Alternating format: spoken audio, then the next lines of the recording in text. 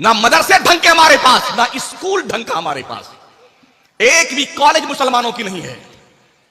नतीजा क्या होता है? हमारी कौम की बच्चियां ट्यूशन के नाम पर, आला तालीम हासिल करने के नाम पे गैरों के स्कूल में जाती हैं, तो लोग अरे यूं भाग गई वो, तो यूं हुआ। जनाब, इसके मुजरिम आप ही हैं।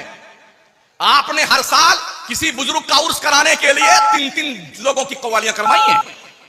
एक कव्वाल इधर बैठा है बेगैरत, एक बेहया इधर बैठा, बीच में एक बेहया औरत बैठी हुई है पूरी रात। और हमारे इस गोंडा, बस्ती, सिद्धार्थनगर, गोरखपुर, महाराजगंज और बलरामपुर, बाराबंकी, फैजाबाद, इधर के सठियाए हुए सेठ, बंबई, कलकत्ता, लुधियाना, दिल्ली कमा के आए हुए पगले नौजवान नई नई गड्डियां लेके बेटे आते हैं। ओहो, जब कोई शेर इरशाद फरमाते ना, तो बेटा ऐसे उठता है नचनियों की तरह। क्या बात है, क्या बात है। दज्जालो, सुधरे नहीं तो दुनिया तुम्हें सुधार देगी। नंबर लगा हुआ है, ठाए ठाए ठाए, कहानी खत्म है। आपकी आवाज नक्कार खाने में तूती की आवाज बनकर रह गई है। एहसास है? क्या समझा है आपने अपने आप? मेरा घर, मेरी फैमिली, मेरा मोहल्ला, मेरा इलाका, बड़े इलाके के लोग थे, 1200 करोड़ की प्रॉपर्टी के मालिक थे। कुछ हुआ? आप किस खेत के मूली हैं? हम बड़े खुश होते हैं जब हमारे नकीब इलाके मौलाना शमसुद्दीन कादरी जिंदाबाद, तो हमारी तोप खुल जाती है। अरे क्या बात है, हम जिंदाबाद हो गए। जिस कौम की अक्सरियत जाहिल हो, जिस कौम की बेटियां और बहनें और बच्चियां पर्दे के साथ सिस्टमैटिक निजाम के तौर पर दायरे इस्लाम में रह करके तालीम हासिल करने से वंचित हो, वो कौम जिंदाबाद नहीं मुर्दाबाद है। इतने बुजुर्ग के मज़ारात हैं कि साल दर साल इतने उर्स होंगे ना, साल साल, एक एक साल में अगर उर्सों का हिसाब लगाया जाए तो 365 दिन पर अगर उर्स डिवाइड किए जाए, एक एक दिन के हिस्से में 10-10 उर्स आएंगे। जैसे कोई मरा हो, एक नया उर्स, जिंदाबाद जिंदाबाद जिंदाबाद, फिर नया उर्स। और हमने ऐसे बेहया लोगों को देखे हैं अभी अमरडोबा के अंदर, इसी साल रमजान शरीफ से पहले, कौम की जवान जवान बेटियां और जवान जवान लौंडे लफंगे, बेगैरत, बेहया और अय्याश जुलूस निकाल करके, सरों पे चादर उठा करके बुजुर्ग के नाम की, सड़कों पे डांस करते हुए बुजुर्ग के मजार पर जो है चादर उठाए जाते हैं। क्या बुजुर्गों ने यही किया था? तुम्हारी जहनी अय्याशी के लिए कि तुम अपनी बच्चियों को, अपनी बहनों को, अपने मां को आवारा गर्दी का शिकार बनाओ।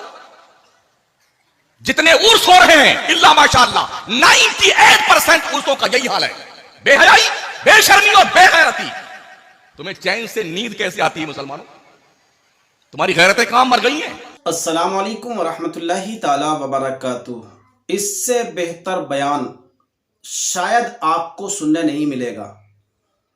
असल में ये बयान जो होते हैं ना, ये बड़े कभी कभी दिल पर लग जाते हैं। और ये जो बातें जुबान से निकल रही होती है ना, ये यहां से निकल रही होती है, यानी दिल से निकल रही होती है। आज बिल्कुल यही माशरा चल रहा है जो हजरत अल्लामा मौलाना मुफ्ती शमसुद्दीन साहब क़िबला अपनी जुबानी बयान फरमा रहे हैं। ये कौम का दर्द बयान कर रहे हैं, ये अपना दर्द बयान कर रहे हैं। आप इसको अगर देखेंगे ना तो वाकई में देखने लायक है, जबरदस्त बयान है। यही चल रहा है आज। नौजवान कैसे धक्के खा खा कर बाहर कमाता है और ऐसी पोजीशन में कमाता है कि वो पढ़ नहीं रहा है, वो मिस्त्री बन जाता है। कोई राज मिस्त्री बन गया, कोई पीयूपी मिस्त्री बन गया, कोई टायर पंचर का मिस्त्री बन गया, कोई कारपेंटर बन गया, कोई लोहे का मिस्त्री बन गया। अक्सर मुसलमानों के नौजवान मिस्त्री हैं, कोई टेलर है, कोई कुछ है। और अक्सर मुसलमानों की बच्चियां पढ़ने के लिए तैयार हैं, लेकिन सारी की सारी गैर मजहब के स्कूल, गैर मजहबों के कॉलेज और गैर मजहबों की यूनिवर्सिटियों में टक्करें मार रही हैं। ये बिल्कुल हकीकत है। यही एक मुसलमान कौम ऐसी है जिसके पास स्कूल नहीं है, जिसके पास कॉलेज नहीं है, जिसके पास यूनिवर्सिटी नहीं है। आप देखिए कव्वालों पर कितना पैसा खर्च होता है। बिल्कुल सही फरमा रहे हैं आप। साल के हिसाब अगर देखा जाए ना तो करोड़ों रुपए का इन्वेस्टमेंट है। कहां जा रहा है ये करोड़ों रुपए? खानकाहों पर जा रहा है, मुकर्रिरों पर जा रहा है, नात ख्वां पर जा रहा है और कव्वालों पर जा रहा है। ये सारे का सारा कौम का पैसा है और सारे का सारा ये इन जगहों पर खर्च हो रहा है।